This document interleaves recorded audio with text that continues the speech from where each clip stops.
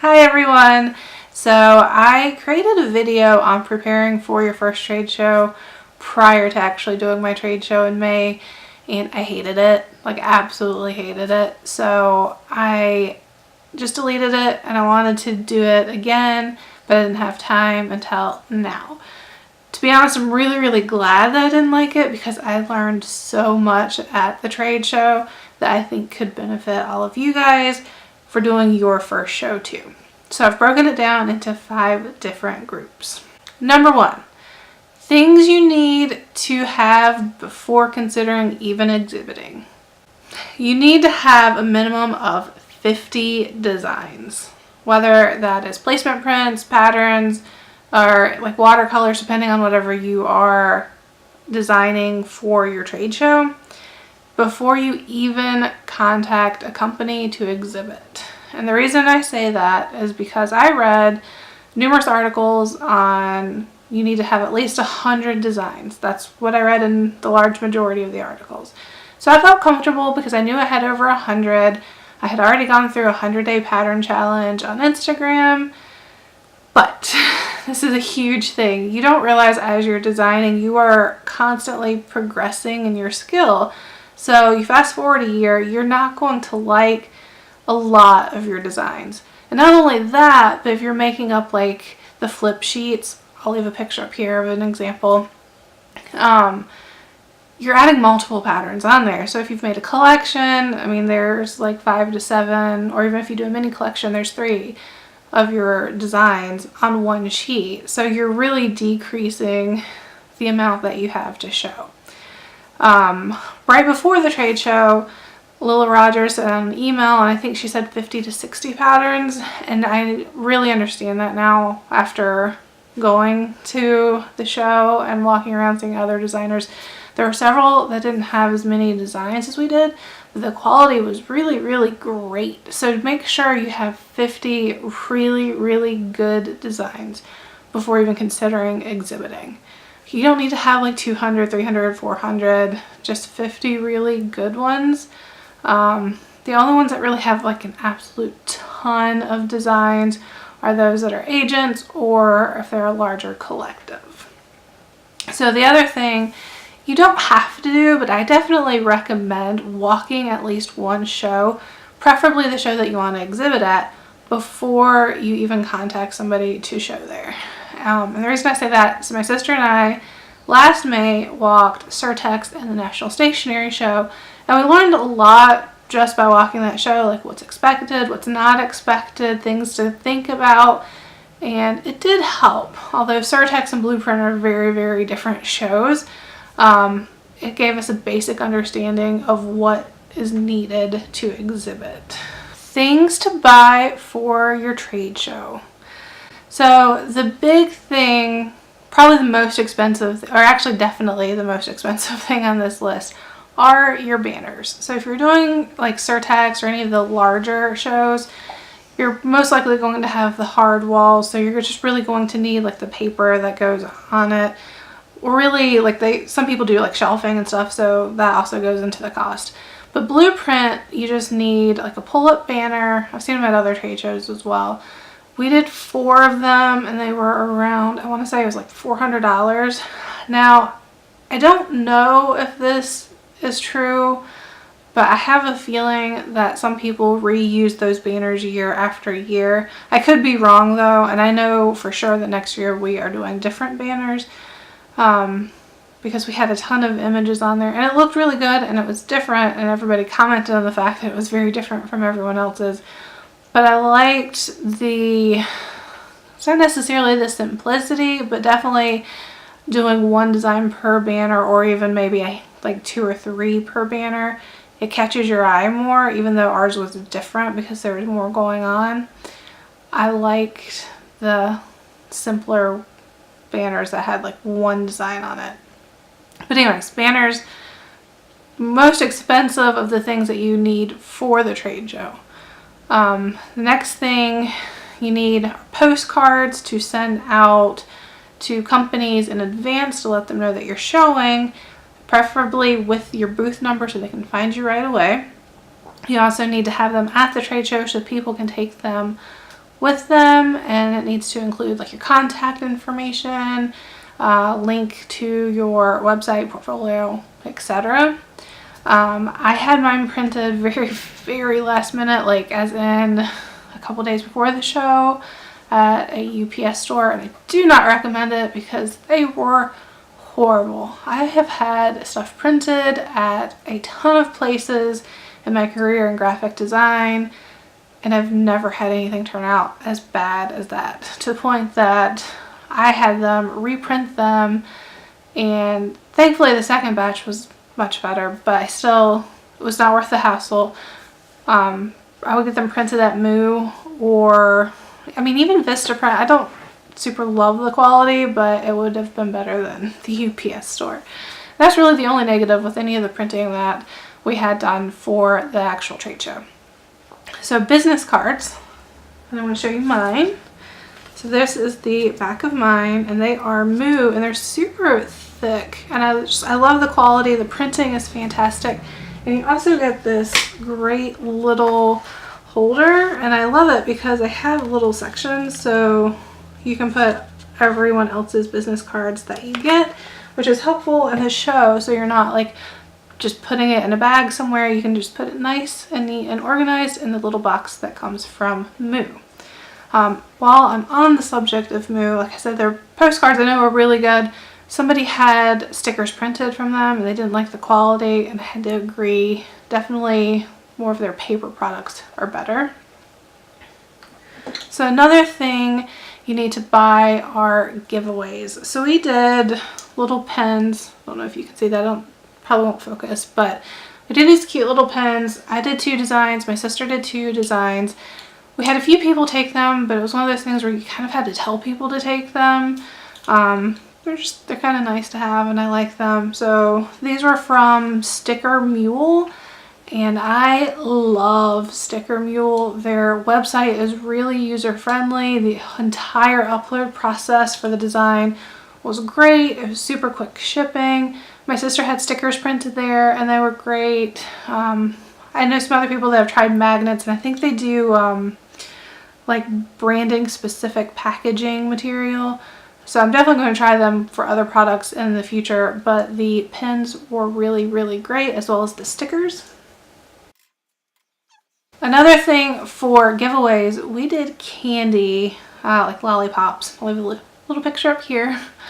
Do not go through the hassle that I did to do that little lollipop stand, because while it was really cute and people commented on how colorful and fun it was, no one wanted to take the candy, so we ended up with like 250 lollipops after the show that I just gave to my sister for my niece and nephew, because people didn't want to ruin it. So we basically had to force people to take them. Like after they commented it was pretty, I was like, please take this candy because we do not want it. So really just a little tray with candy is great. People love candy and sweets. Just don't try to be too fancy with it. So the last thing on things to buy, nice to have but not necessary, I would say, are the blurb books. While I love it because they're super fun, you can put your information and designs and mock-ups in it.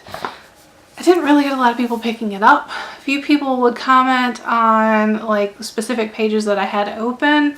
I think maybe 2 or 3 people actually picked it up and looked through the entire thing. So it's really nice to have, but if you're trying to save money, I don't know if I would spend the $80 to get it. I mean, you can do your online portfolio like a blurb book. Actually, you can upload it to Blurb and people could look through it, but you can upload it to Issue, which I have done in the past. Another thing that is 100% not necessary, but it's nice to have, are custom invoice forms. And I really loved the idea of this because you could have the person fill out their information, attach the business card, and then you also have a good record of if it was a full buyout, partial buyout, if it licensed it, and then go down to like category, territory, and the term length. So you have all of that, and it's, once again, it's really nice and organized. It also has the terms of your agreement on there, and I didn't even need it. So it's just nice to have. Honestly, a $5 or $10 invoicing pad at like Office Max or Office Depot would work great, and that's what I saw a lot of people using anyways. So nice to have, but not needed. Number 3, your major costs. So obviously the most expensive thing will be the trade show itself. There's a wide range of prices depending on where you are exhibiting for your first time, with Blueprint being the cheapest, and then Surtex or National Stationery Show is definitely really expensive. I'm not sure if it is the top or if any of the shows in Europe are more expensive. So the second thing, really expensive, is your lodging. And this was really for New York, which it could probably go for the other shows as well if you are in London or Paris. Lodging is so expensive. Like, our hotel was, get this, the same price as the actual show itself, which is insane. I mean, we all know New York is expensive, but man, I was not expecting it to be quite that much. It was worth it because it was only a block and a half away from the venue, so it was really nice being that close. Plus we had free Wi-Fi and free breakfast, which, helped a little bit, but not a ton. We did look at Airbnb, and it is worth looking at, especially if you are a collective or you have multiple family members coming with you or friends. You may be able to get it cheaper going through Airbnb because they would have multiple beds, and that way you don't have to pay for 2 rooms at a hotel or more. You could also stay further out of the city instead of being close to the venues. So if you're in New York, you could try Brooklyn. I just didn't want to do it because my experience with trying to get from Manhattan to Brooklyn was that it is multiple trains, and it is at least like 20 to 30 minutes. And I just didn't want to deal with that, so it was worth paying the extra cost to be in the city around everything that we needed. So it's really expensive, but you have multiple options. Another really expensive thing is transportation. So for us, if you include it, our drive up, because we decided to drive instead of fly because of all of the luggage that came with us for the show, was maybe a couple $100 in gas, and that's really about it. So if you're flying domestically, then it's probably going to be between $300 and $500 depending on where you're at. If you're flying international, keep a good lookout several months in advance, because you could probably get it as cheap as maybe $600 or $700, but if you wait last minute or you book at the wrong time, it will probably be over $1,000. Another thing with transportation, depending on where you're staying in the city, you're going to have to think about subway rides or taxi. The day before and the day after the trade show, we stayed at my husband's parents' house, so we needed to get from New Jersey into the city, and it was way cheaper to use Lyft than Uber, and going up was like $100. On the way back it was closer to $200. Not really sure why there was a difference. Still way cheaper than Uber was. So you need to think about all the transportation that is involved with the trade show itself. So in all, for your first trade show, be prepared to spend anywhere from $5,000 to $10,000, and that's just in your whole range of, depending on where you're staying, which show you're doing, where at. Obviously, one thing to remember, if you are doing this as a collective, then that cost is going to be divided by however many people are in your collective. So everything for myself, or everything for my collective, was in half because it was my sister and I. So, my sister, me? Grammar. I always hate the I and me. Number 4, set everything up to minimize your stress. Create a doable timeline for everything that needs to get done for the trade show and stick to it. I have made a trade show timeline just for you, so you can use the link below to download the PDF from my website. It's really beneficial to stick with the timeline to the best of your ability. I understand that you're busy with your job, your family, but try your best to stick to the timeline so that you free yourself up at the end to rest and relax right before the trade show. And to obviously just minimize stress, because no one wants to be more stressed than they need to be.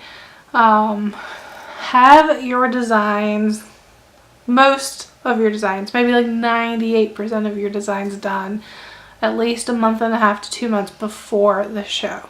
And the reason I say that is because you need to get everything printed. You need to have that ready to be printed around that same month and a half to 2 months before the show. If you don't, like my sister and I waited until the very, very last minute to order everything, and it cost me an extra, probably like $400 in expedited shipping between everything. So you're saving yourself money, but you're also not stressing out about it, which is nice. So if you have that done the month and a half to 2 months ahead of time, you can still do some designs, but you're not stressed about like forcing yourself to make all these designs for a show. So it's nice to have everything done. Like I mentioned, give yourself a good week or 2 weeks before the trade show to relax. You don't want to go into the trade show being stressed, and this way you can enjoy like the build up to it, the traveling to get there, being in the city, setting up, and just enjoy everything because you're not stressed. Number 5, tips for exhibiting at your first trade show. These all come from me exhibiting for the first time. So I'm really glad that my first edit of this video, which was prior to Blueprint, turned out horribly, because I learned so much and I am now able to pass it on to you.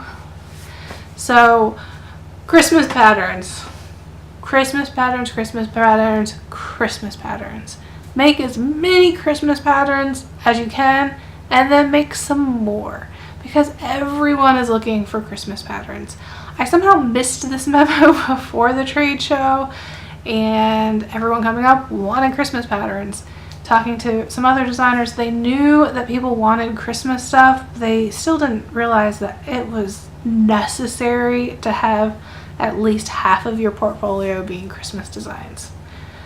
So design Christmas as much as you can. Like for every regular pattern that you do, maybe do 2 Christmas. Or, I mean, you can do placement stuff too, because they're looking, we had a lot of people looking for greetings as well. So design for pattern and greetings, maybe even like gift bags and stuff. Be very careful with the scaling of your patterns and designs. So I had all of my sheets set up to 11 by 17 where people could flip through them, and I'm working on a computer screen which is much smaller. So what looked good on the computer screen, I mean, it still looked really good blown up, but buyers are not always necessarily thinking, oh, this is a vector pattern, it can be scaled smaller, larger, whatever is needed. What they're saying is what they think is going to be the size of the print. So be very, very careful with how you are putting your designs on these flip sheets. So also be careful of the size of the flip sheets you use. There's a huge range, once again, of what people were using for flip sheets. I mean, I saw some that were probably like 16 inches by 20 inches, so they were almost as large as the width of the table. We did, like I said, 11 by 17. Some did smaller. I mean, even one of the agents had like little books that you could flip through, and they were maybe like 8 by 10 pages. So it's a really good idea that I may steal for next year. Your first show is more about making contacts than it is about selling designs. I had no idea. I was really prepared to sell a lot of designs and only license a few, because I thought that's what was going on at the show. And for your first time, be prepared to only make contacts and to not sell everything, because that seems to be the normal. So don't get upset or disheartened because you haven't sold anything. I know several people were getting worried and upset, myself included, because I thought that I was going to sell stuff, but don't. Contacts are very important. You could make your money back from the show just based off of contacts. With that being said, also plan on doing more than one show, because you are showing the first time, you're making contacts, you come back a second time, your contacts are going to come back to you, as well as some others that noticed you last year. Maybe they didn't stop, but they're getting that name recognition, or you're getting that name recognition out, and you will end up doing better in later shows. So just keep at it.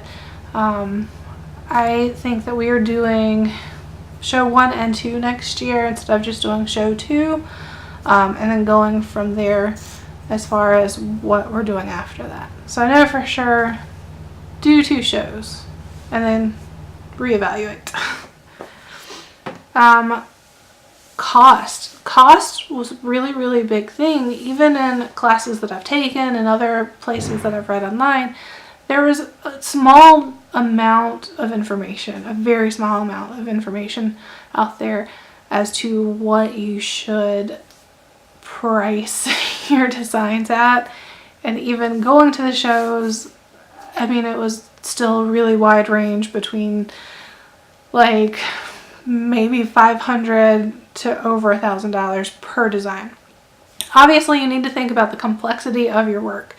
Are you like somebody like me who is doing everything vector and doing everything in Illustrator, and some designs can be really quick and there's not a lot to it because I tend to do simpler designs?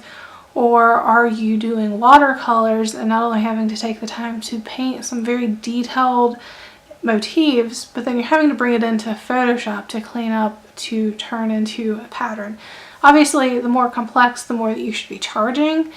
But you should also think about, are you doing one design per sheet? Are you doing a mini collection or a full collection? Because then you can charge more. I wouldn't go anywhere below $600. Just don't do that unless it's just extremely simple, like a polka dotted random pattern that somebody would want. But you don't want to go too high to scare buyers off. So I would stick somewhere between the $600 and $1,000 range for your first show, depending on your style of work and the complexity. So I hope these tips have helped you.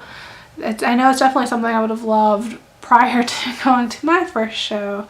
So if you have any questions about exhibiting or surface pattern design, or even any tutorials that you would like, make sure to comment below or send me an email. Don't forget to hit subscribe, and you can follow me on any of my social media. Bye!